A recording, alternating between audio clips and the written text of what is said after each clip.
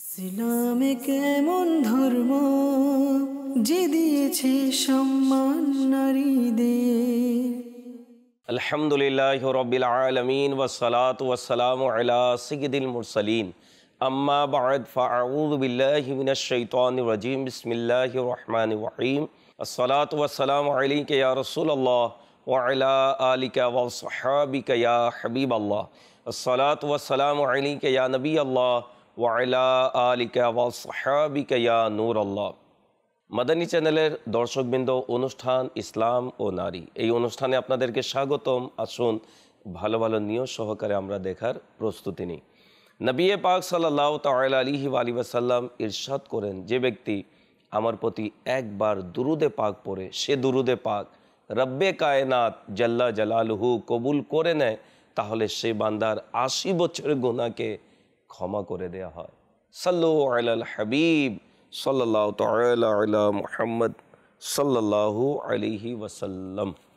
ইসলাম ও নারী অনুষ্ঠানে আল্লাহ তাবারাক ওয়া তাআলার যারা প্রিয় বান্দি, পুণ্যবতী রমণী, তাদের জীবনী নিয়ে আলোচনা হয়। আজকে ইনশাআল্লাহ হযরতে উম্মে সুলাইম রাদিয়াল্লাহু তাআলা আনহার মর্যাদা ও মাহাত্ম্য নিয়ে ইনশাআল্লাহ আলোচনা হবে। তার ইশকে রসুল কেমন ছিল, নবী পাক সাল্লাল্লাহু আলাইহি সাল্লামের উপর ঈমান আনার পর তার উপর নির্যাতন হওয়া সত্ত্বেও তিনি নিজের ঘরকে ছেড়েছেন, পরিবার পরিজনকে ছেড়েছেন, কিন্তু নবী পাক সাল্লাল্লাহু আলাইহি ওয়াসাল্লামকে ছাড়েননি। বলা হয়, জ্ঞানে গুণে প্রজ্ঞায় যেসব মহিলা সাহাবী উম্মতের জন্য পথিকৃত হিসেবে উপস্থাপিত হয়েছিলেন, উম্মে সুলাইম রাদিয়াল্লাহু তাআলা আনহা সেসব সম্মানিতাদের মধ্যে অন্যতম। সুবহানাল্লাহ। হযরতে উম্মে সুলাইম রাদিয়াল্লাহু তাআলা আনহা মদিনার খাজরাজ গোত্রের অত্যন্ত সম্ভ্রান্ত শাখা আদি বিন নাজ্জারের সঙ্গে সম্পর্কযুক্ত ছিলেন। পিতার নাম মিলহান ইবনে খালিদ এবং মাতার নাম মুলাইকা বিনতে মালিক। উম্মে সুলাইম তার ডাক নাম ছিল। মূল নাম সম্পর্কে কেউ বলেন সাহলা, রুমাইলা, মুলাইকা আর রুমাইসা। তার জীবন ছিল বর্ণিল ঘটনা বহুল। প্রতিটি অবস্থা থেকে অত্যন্ত শিক্ষণীয় বিষয় আমাদের জন্য রয়েছে। তার জীবনী এমন অনেক শিক্ষণীয় বিষয় আমরা পেতে পারি। মদিনার কতিপয় ভাগ্যবান সাহাবী যখন মক্কায় নবী পাক সাল্লাল্লাহু আলাইহি ওয়াসাল্লামের কাছে প্রথম আকাবার শপথ করে ফিরে গিয়ে ইসলামের চর্চা শুরু করেন, তখন উম্মে সুলাইম রাদিয়াল্লাহু তাআলা আনহা দ্বীনে হক কবুল করতে এক মুহূর্তেও দেরি করেননি। সুতরাং তিনি আনসারদের সাবিকুনাল আউয়ালুনের অন্তর্ভুক্ত হলেন। তার ইসলাম গ্রহণ করার কারণে প্রথম স্বামী মালিক তাকে ও সন্তানকে ফেলে সিরিয়ায় দেশান্তরী হয় এবং মারা যায়। এই ঘটনাটি হযরতে আনাস রাদিয়াল্লাহু তাআলা আনহু থেকে বর্ণিত হয়েছে। তিনি বলেন, হযরতে উম্মে সুলাইম রাদিয়াল্লাহু তাআলা আনহা নিজের স্বামীর কাছে গিয়ে বললেন, আজ আমি এমন একটি খবর নিয়ে এসেছি যা তোমার পছন্দ নয়। তার স্বামী বললেন, তুমি তো সব সময় একজনের কাছ থেকে আমার অপছন্দনীয় বার্তাই এনে থাকো। সে নবী পাক সাল্লাল্লাহু আলাইহি সাল্লামের শানে বেয়াদবিমূলক কথা বলল, যা বলা ভালো লাগে না। স্বামীর কথা প্রতিবাদ করে তিনি বললেন, হ্যাঁ, যে কথা তুমি বলেছ, তো আল্লাহ তাবারাক ওয়া তাআলা তাকেই মনোনীত করে নবী বানিয়েছেন। তো তার স্বামী জানতে চাইল, আজ তার পক্ষ থেকে কি খবর শুনে আনলে? তিনি বললেন, মদ হারাম ঘোষিত হয়েছে, মদ হারাম ঘোষিত হয়েছে। তো তার প্রথম স্বামী শোনার মাত্রই বলল, তোমার ও আমার সম্পর্ক এখানেই শেষ হলো। এভাবে দিনের পথ বেছে নেওয়ার জন্য উম্মে সুলাইমকে বিবাহিত জীবনে বিচ্ছেদ টানতে হলো। কি কঠিন সে ত্যাগ, কঠিন অবস্থা। নবী পাক সাল্লাল্লাহু আলাইহি ওয়াসাল্লামের প্রতি ঈমান আনলেন, শরীয়তের বিধানের উপর আমল করলেন, স্বামী ছেড়ে চলে গেল, তিনি পরোয়া করেননি। যখন কারো বিচ্ছেদ হয়, বিয়ের বিচ্ছেদ হয়, সে মহিলাই বুঝতে পারে কিভাবে নিজের জীবনকে পরিচালিত করবে। কিন্তু শত কষ্টকে তিনি মেনে নিলেন, এটাকেই বলা হয় ত্যাগ। নবী করিম সাল্লাল্লাহু আলাইহি ওয়াসাল্লামের সেই হাদিসের তিনি মূর্ত প্রতীক ছিলেন, যা নবী পাক সাল্লাল্লাহু আলাইহি ওয়াসাল্লাম ইরশাদ করেছেন, বুখারী ও মুসলিম শরীফের হাদিস, তোমাদের কেউই ঈমানদার হতে পারবে না যতক্ষণ পর্যন্ত না তার নিকট তার পিতা, সন্তানাদি ও সমস্ত মানুষ অপেক্ষা আমি অধিকতর প্রিয় হব। নবী পাক সাল্লাল্লাহু আলাইহি ওয়াসাল্লাম এর প্রতি যারা ঈমান এনেছে, নবী পাক সাল্লাল্লাহু আলাইহি সাল্লামকে সবচাইতে বেশি ভালোবেসেছে, নবী পাক সাল্লাল্লাহু আলাইহি সাল্লাম বললেন যে তারা প্রকৃত ঈমানদার হতে পারবে না যতক্ষণ পর্যন্ত পিতা, মাতা, সন্তান, সন্তাদি সবার চাইতে বেশি নবী পাক সাল্লাল্লাহু আলাইহি সাল্লামকে ভালো না বাসে। নবী পাক সাল্লাল্লাহু আলাইহি ওয়াসাল্লামকে সব চাইতে বেশি ভালোবাসতে হবে, স্বামীর চাইতেও বেশি, মা বাবার চাইতেও বেশি, সন্তান সন্ততির চাইতেও বেশি, এমনকি নিজের জীবন চাইতেও বেশি নবী পাক সাল্লাল্লাহু আলাইহি সাল্লামকে অধিক ভালোবাসতে হবে। এটাই হচ্ছে প্রকৃত ঈমানদারের লক্ষণ এবং নিদর্শন। প্রথম স্বামীর মৃত্যুর পর উম্মে সুলাইম রাদিয়াল্লাহু তাআলা আনহা তিনি বিধবা হলেন। এই কথা যখন জানতে পারলেন তখন হযরতে আবু তালহা রাদিয়াল্লাহু তাআলা আনহা তিনি দ্রুত বিয়ের প্রস্তাব নিয়ে যাওয়ার পথে শুনলেন উম্মে সুলাইম পিতৃধর্ম পরিত্যাগ করে ইসলাম গ্রহণ করেছেন। তার বাড়িতে পৌঁছে তার পুত্র আনাস রাদিয়াল্লাহু তাআলা আনহার কাছে উপস্থিতি প্রস্তাব পেশ করলেন। তিনি উত্তরে বললেন, আবু তালহা, আপনার মতো ব্যক্তির প্রস্তাব প্রত্যাখ্যান করা যায় না, কিন্তু যেহেতু আপনি একজন অমুসলিম এবং আমি একজন মুসলমান, সেজন্য আমি আপনার সাথে বিবাহ বন্ধনে আবদ্ধ হতে পারি না।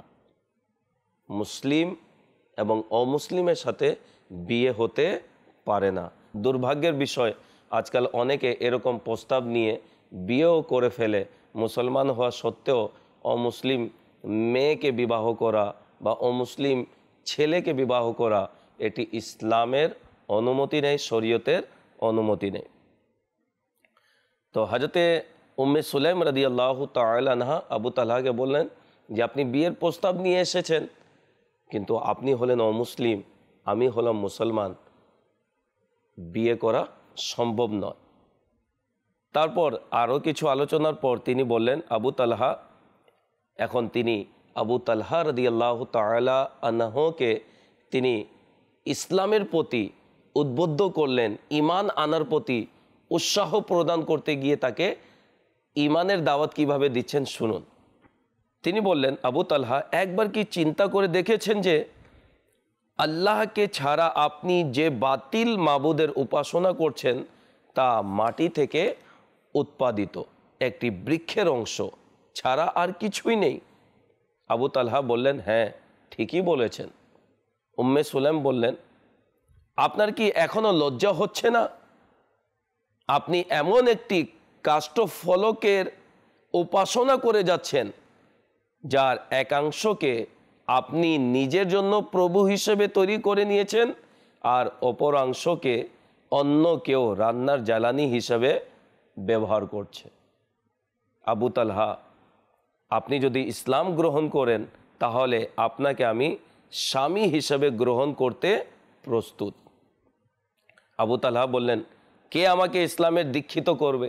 কে আমাকে ইসলামের ছায়াতলে নিয়ে আসবে? উম্মে সুলাইম বললেন, আমি এই কাজের জন্য যথেষ্ট। আবু তালহা বললেন, কিভাবে? তখন উম্মে সুলাইম রাদিয়াল্লাহু তাআলা আনহা বললেন, সত্যের সাক্ষ্য দিন এবং বলুন, আমি সাক্ষ্য দিচ্ছি আল্লাহ ছাড়া কোনো ইলাহ নেই, এবং এও সাক্ষ্য দিচ্ছি যে মুহাম্মদ সাল্লাল্লাহু আলাইহি ওয়াসাল্লাম আল্লাহর রাসূল। সুতরাং আবু তালহা রাদিয়াল্লাহু তাআলা আনহু তাৎক্ষণিক তিনি কালিমা পড়ে ইসলামের ছায়াতলে চলে আসলেন। এর পরপরই আনুষ্ঠানিকভাবে উভয়জনের মধ্যে বিবাহ হয়ে গেল। সুবহানাল্লাহ। প্রিয় ইসলামী ভাইরা, মাদানী চ্যানেলের দর্শকবৃন্দ, এই ঘটনার মধ্যে আমাদের জন্য শিক্ষণীয় মাদানী ফুল রয়েছে। সেটি হচ্ছে যে বিয়ের মধ্যে আবদ্ধ হওয়ার জন্য ছেলে যে মেয়ের সাথে বিয়ে করবে, মেয়ে যে ছেলের সাথে বিয়ে করবে, ইমানদার হওয়া শর্ত রয়েছে। অমুসলিমকে, অন্য ধর্মের লোককে মুসলমান বিয়ে করতে পারে না। এবং বিয়ে আবদ্ধ হওয়ার জন্য ইসলাম যে বিধান আমাদেরকে দিয়েছে, সেই বিধান জানা অত্যন্ত জরুরি রয়েছে। বিভিন্ন প্রথা এবং আনন্দের জন্য ইসলামের বিয়ের বিধান আসেনি। আজকের দিনে বিধর্মীদের সাথে সম্পর্ক স্থাপনের যে রীতি শুরু হয়েছে, তা অত্যন্ত গর্হিত ও পরিত্যাজ্য। হযরতে উম্মে সুলাইম রাদিয়াল্লাহু তাআলা আনহা স্বামীকে ইসলামের পথে ফিরিয়ে আনার জন্য তিনি আপ্রাণ চেষ্টা করেছিলেন, কিন্তু তার ভাগ্যে হিদায়াত ছিল না, বিদায় সে মারা গেল। এবং পরবর্তীতে হযরতে আবু তালহা রাদিয়াল্লাহু তাআলা আনহুকে ইসলামের পথে আনার জন্য কত সুন্দরভাবে তিনি দাওয়াত প্রদান করলেন, এবং তার ফলাফলও দেখা গেল। হযরতে আবু তালহা রাদিয়াল্লাহু তাআলা আনহু তিনি ঈমান নিয়ে আসলেন। এর দ্বারা বোঝা গেল হযরতে উম্মে সুলাইম রাদিয়াল্লাহু তাআলা আনহার দেনমোহর হলো ইসলাম। সুবহানাল্লাহ। তিনি শর্ত রাখলেন যে ইসলাম যদি আপনি গ্রহণ করলেন, তাহলে আমি আপনার সাথে বিবাহ করতে প্রস্তুত। উম্মে সুলাইম রাদিয়াল্লাহু তাআলা আনহার আরেকটি গুণ ছিল, তিনি ইলমে দ্বীনে গুণান্বিত ছিলেন। জি হ্যাঁ, তিনি বুঝতে পেরেছিলেন যে সকল কল্যাণের মূল হচ্ছে জ্ঞান, ইলম। হযরতে উম্মে সুলাইম রাদিয়াল্লাহু তাআলা আনহা হুজুর সাল্লাল্লাহু আলাইহি সাল্লামের অনেক হাদিস বর্ণনা করেছেন। জনসাধারণ তার কাছে জরুরি দ্বীনি মাসাইল জিজ্ঞাসা করত। তিনি রাদিয়াল্লাহু তাআলা আনহা কোনো দ্বীনি বিষয় জানার জন্য নবী পাক সাল্লাল্লাহু আলাইহি সাল্লামকে প্রশ্ন করতে লজ্জা পেতেন না। জাহিলি রসম রেওয়াজ ত্যাগ করেছিলেন।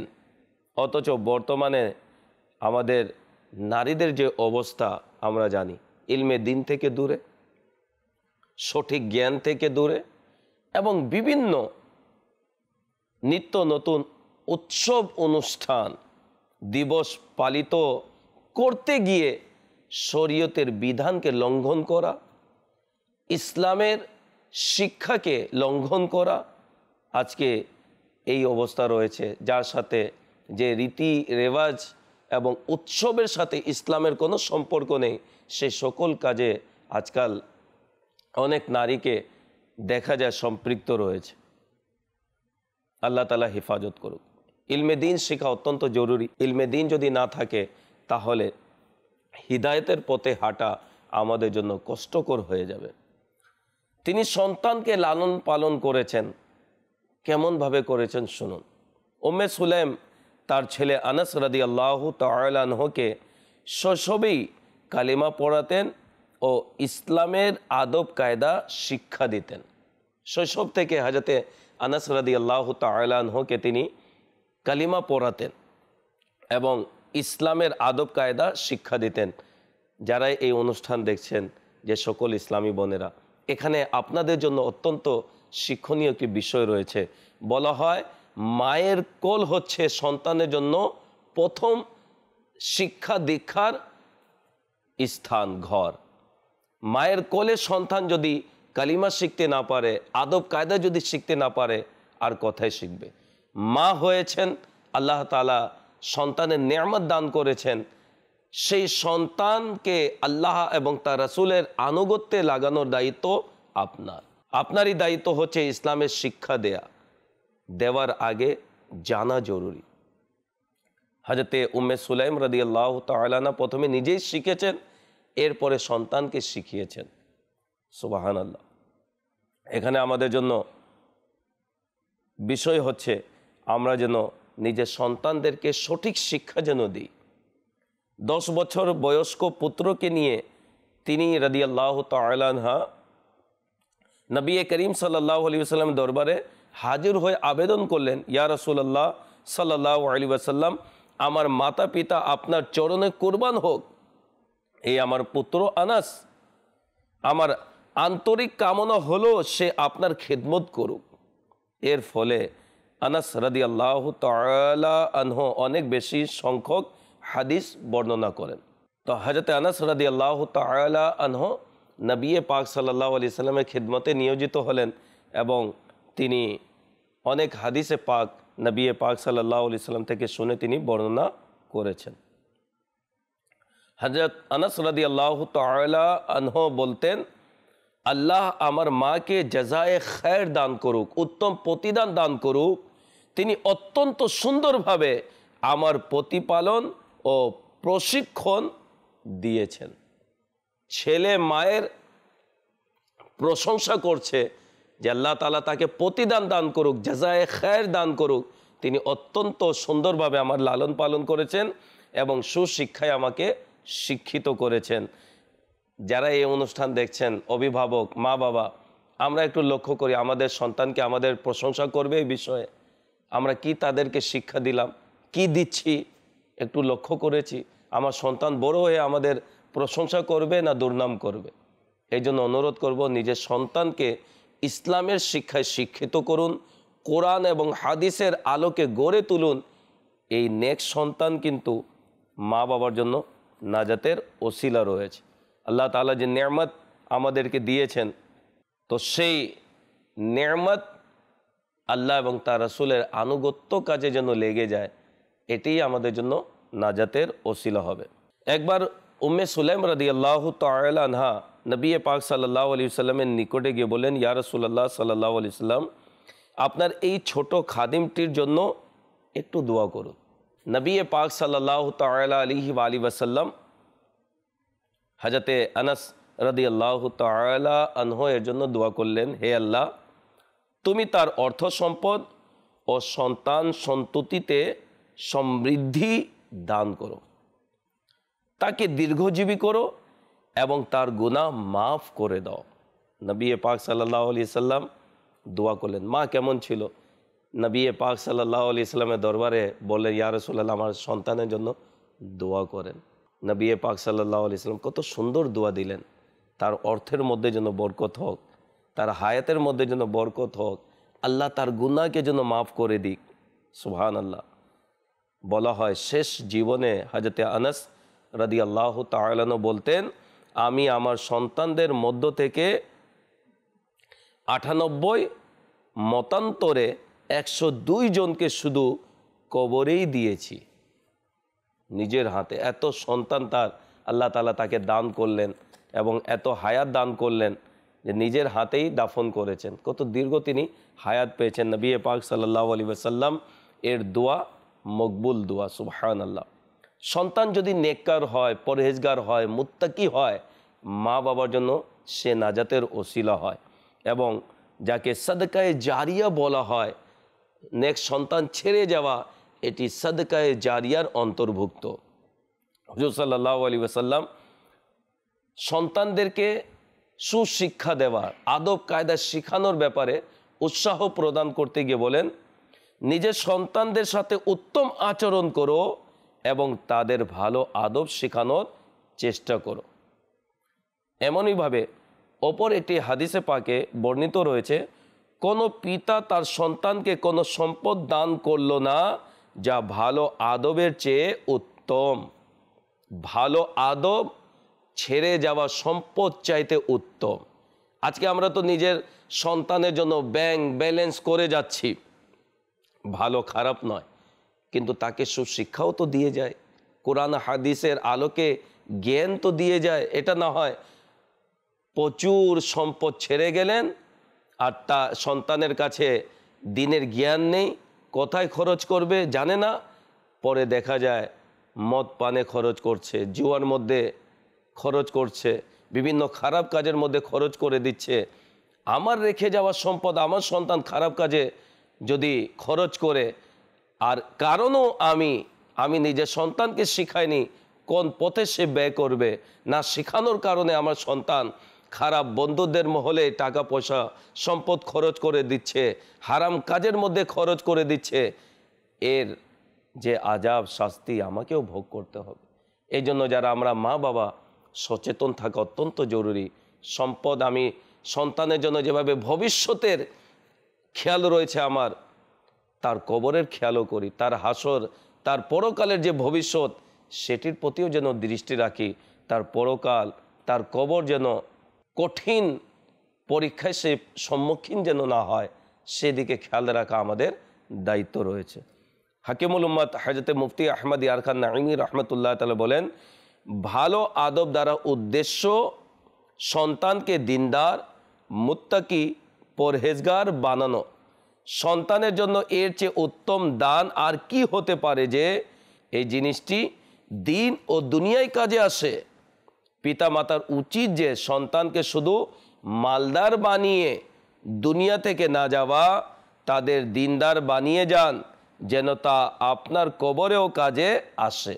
কেননা জীবিত সন্তানের নেক কাজের সওয়াব মৃতদের কবরে পৌঁছে থাকে। সুবহানাল্লাহ, এটাই হলো সদকায়ে জারিয়া। যদি সন্তানকে নেক, পরহেজগার, মুত্তাকি যদি বানিয়ে যান, কবরে চলে যাবেন, তাদের আমলের প্রতিদান আপনিও পাবেন। আল্লাহ তাবারক ওয়া তাআলা আমাদের সকলকে নিজেকে নেককার হওয়ার, অপরজনকে, পরিবার পরিজনকে নেককার বানানোর আল্লাহ তাআলা আমাদেরকে তৌফিক দান করুক। উম্মে সুলাইম রাদিয়াল্লাহু তাআলা আনহা কত সুন্দরভাবে নিজের ছেলেকে ইসলামের শিক্ষায় শিক্ষিত করলেন, আদব কায়দা শিখালেন, ইতিহাসের পাতায় তাদের ঘটনা রচনা করা হয়েছে। আল্লাহ তাআলা আমাদেরকেও ইসলামের শিক্ষায় শিক্ষিত হওয়ার, সন্তান সন্ততিকে ইসলামের শরীয়ত মোতাবেক লালন পালন করার, সুশিক্ষায় শিক্ষিত করার আল্লাহ তাআলা আমাদেরকেও তৌফিক দান করুক। অনুরোধ করব, দাওয়াতে ইসলামীর মাদানী পরিবেশের সাথে সম্পৃক্ত হয়ে যান, পরিবার পরিজনকে দাওয়াতে ইসলামীর মাদানী পরিবেশে নিয়ে আসুন। ইনশাল্লাহ এই পরিবেশের বরকতে আমি, আপনি, সন্তান সন্ততি সবাই নেককার, পরহেজগার হবে। আল্লাহ তাআলা আমাদেরকে আমল করার তৌফিক দান করুক। সময় হয়েছে বিদায় নেবার। যারা এই পর্যন্ত আমাদের সাথে ছিলেন, আল্লাহ তাআলা আপনাদেরকে উত্তম প্রতিদান দান করুক। দোয়া করি ভালো থাকুন, সুস্থ থাকুন, মাদানী চ্যানেলের সাথেই থাকুন। সাল্লু আলাল হাবিব সাল্লাল্লাহু তাআলা আলা মুহাম্মদ সাল্লাল্লাহু আলাইহি ওয়াসাল্লাম। ইসলামে কেমন ধর্ম যে দিয়েছে সম্মান নারীদের।